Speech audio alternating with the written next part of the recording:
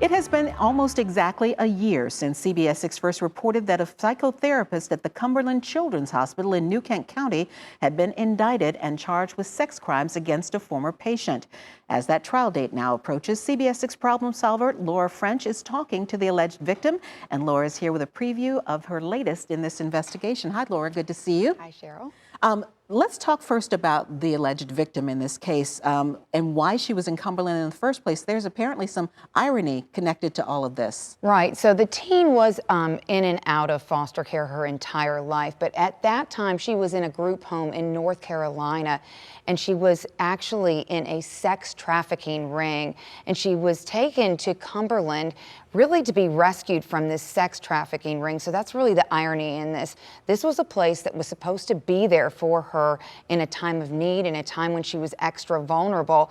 And then, as the Attorney General's office said, that this was a time when she was taken advantage of because, as you did mention, this former psychotherapist at the hospital is now charged with felony sex crimes against her. And there's an issue, a red flag about some text messages that have gone back and forth in this case, apparently sent by one of the suspect's family members? Right. So as we've reported, after he was charged with sex crimes against her, his wife, actually, prosecutors say, reached out to her. And we did interview her. That's what you will see tonight.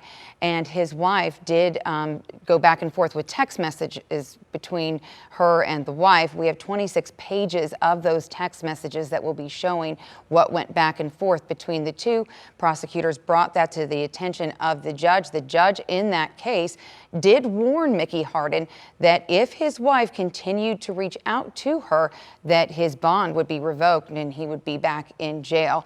That communication did stop, but we will be showing viewers tonight what it was included in those text messages.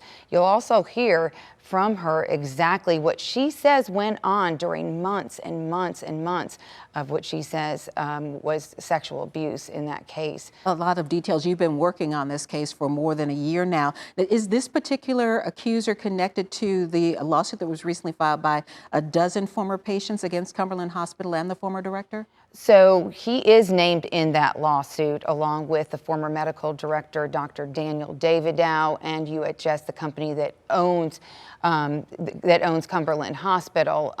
She has retained that law firm. She is not part of that lawsuit just yet, but again, she has retained that law firm.